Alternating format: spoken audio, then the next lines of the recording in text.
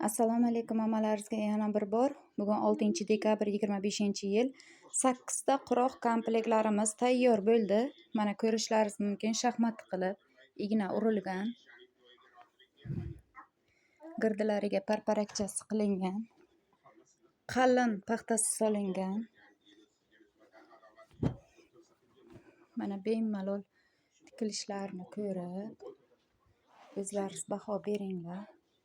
Mana hozir men sizlarga buni polni yig'ma holatini ham ko'rsatib o'taman.